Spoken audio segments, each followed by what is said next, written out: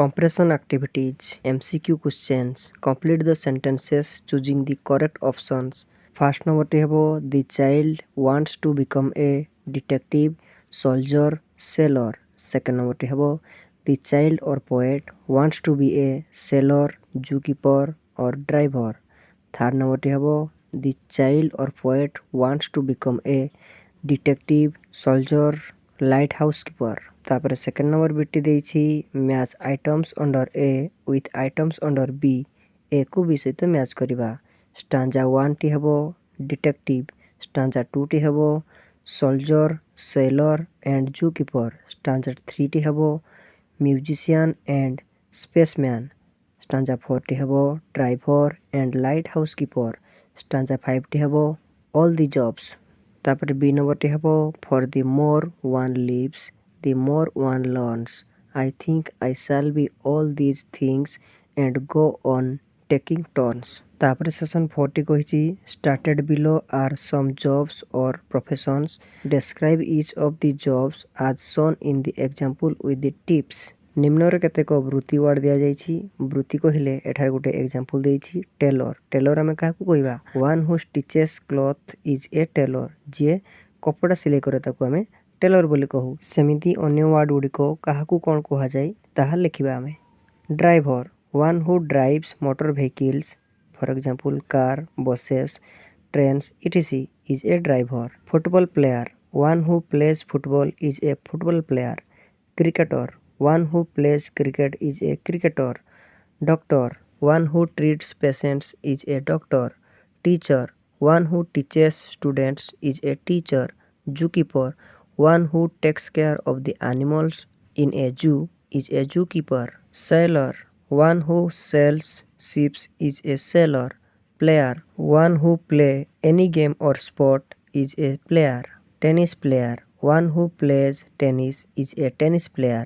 Pilot one who flies aeroplanes is a pilot. तापर एठारे में सेशन 5 रे जेमिति फर्स्ट नंबर देइछि the more one reads the more one learns।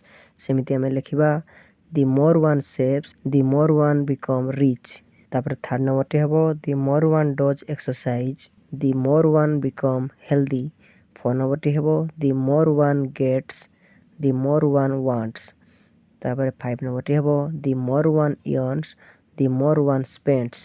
तापर 7 नंबर टी देछि राइटिंग। ए नंबर टी देछि answer the following questions. First number टी पचारिछि What does the child or poet want to become in this third stanza? शिशु बा कवि तृतीय स्टांजा रे कौन हेबा पई चाहउछंती। Answer the poet wants to become a musician, trumpet player in the third stanza. Here he also wants to buy a personal spaceship and fly to the moon. कवि तृतीय स्टांजा रे जणे संगीतज्ञ हेबा पई चाहउछंती। से एठारे एको पर्सनल स्पेसशिप किनिया पई चाहउछंती एवं सेथिरे बसिकी चंद्र को उडी जा पई चाहउछंती। सेकंड नंबर बिटे देछि in which zoo does he want to be a keeper. केउ प्राणी उद्यान रे से जणे रक्षक हेबा पई चाहउछंती। जू कीपर हेबा पई चाहउछंती।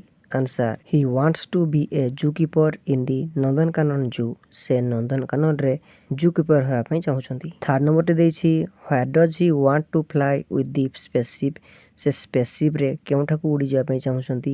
Answer he wants to fly to the moon with the spaceship. से स्पेसशिप रे चंद्र पाखकू उडी जा पई चाहउछंती। तापर फोन नंबर टी कहिछि why does he want to take up many jobs. काहे कि से एकाधिक चाकरी बा जॉब बा वृत्ति करिया पई चाहउछंती। Answer he wants to take up many jobs because he thinks the more job one does the more he learns. से एकाधिक चाकरी बा वृत्ति करिया पई चाहउछंती कारण से भाबंती जेते अधिक काम करिवो सेते अधिक सिखिवो। तापर एठारे सेशन 6 रो बी नंबर टी देछि take an interview and write a brief report. Student move around in the class and interview 5 of their classmates teacher to guide and help. गोटे इंटरव्यू नेबो एवं गोटे रिपोर्ट तैयारी करिवो। छात्र माने निज क्लास रे बुलिकी निज क्लासमेट मानको 5 जन को इंटरव्यू नेबे एवं शिक्षक सेमान को सहायता करिवे। Good morning how are you. प्रथमे विश करिवो गुड मॉर्निंग तापर ताको पचारिवो तुमे केमिति अछो। तापर question what is your name please. तुमरो ना कोन मते कहिवो दया करी।